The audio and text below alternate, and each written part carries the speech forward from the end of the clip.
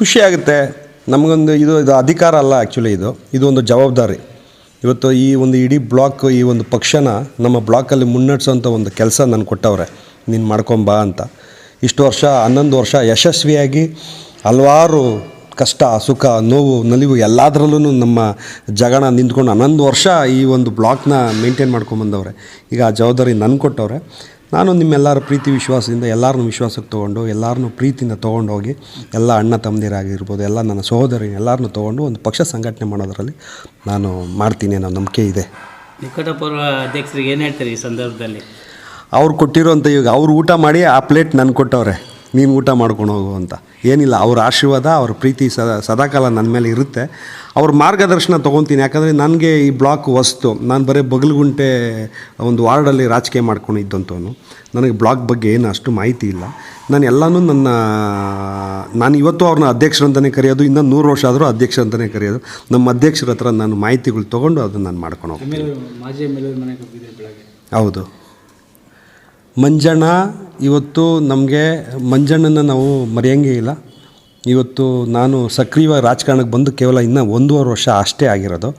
ಇಷ್ಟಕ್ಕೆ ನಮ್ಮ ಮೇಲೆ ನಂಬಿಕೆ ಇಟ್ಟು, ಮತ್ತು ಈ ಪಕ್ಷ ನಮ್ಮ ಮೇಲೆ ನಂಬಿಕೆ ಇಟ್ಟು, ಅದು ಮುಖ್ಯವಾಗಿ ಮಂಜಣ್ಣ ನಮ್ಮ ಮೇಲೆ ನಂಬಿಕೆ ಇಟ್ಟರು. ಇಲ್ಲ, ಈ ಹುಡುಗ ಮಾಡ್ತಾನೆ, ಈ ಹುಡುಗನ ಜವಾಬ್ದಾರಿ ಕೊಟ್ಟರೆ ಒಂದು ಪಕ್ಷ ಸಂಘಟನೆ ಮಾಡ್ತಾನೆ ಅನ್ನೋ ನಂಬಿಕೆ ಇಟ್ಟರಲ್ಲ, ಆ ಒಂದಕ್ಕೆ ನಾನು ಸದಾಕಾಲ ಅವ್ರಿಗೆ ಆಭಾರಿಯಾಗಿರ್ತೀನಿ.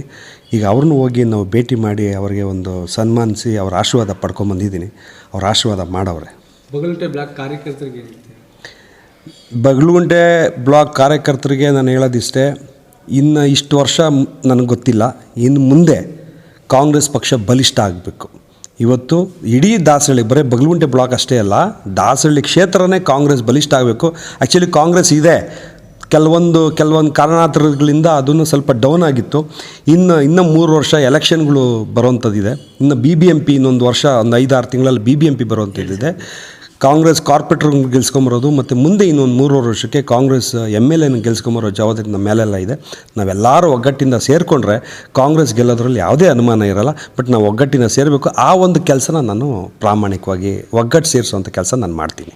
ನೂತನವಾಗಿ ಅಧ್ಯಕ್ಷರಾದಂಥ ಬಾಗಲಗುಂಟೆ ಬ್ಲಾಕ್ ಹರೀಶ್ ಪಾರ್ಥ್ ಅವರಿಗೆ ಅಭಿನಂದನೆ ಸಲ್ಲಿಸ್ತೀನಿ. ಮೊದಲನೇದಾಗಿ, ಬದಲಾವಣೆ ಪಕ್ಷದಲ್ಲಿ ಸಹಜ. ಈಗ ನನ್ನ ನಂತರ ಉತ್ತಮ ನಾಯಕ ಅಂತ ಗುರುತಿಸಿ ಪಕ್ಷ ಅವರಿಗೆ ಒಂದು ಜವಾಬ್ದಾರಿಯುತವಾದ ಸ್ಥಾನಮಾನ ಕೊಟ್ಟಿದೆ.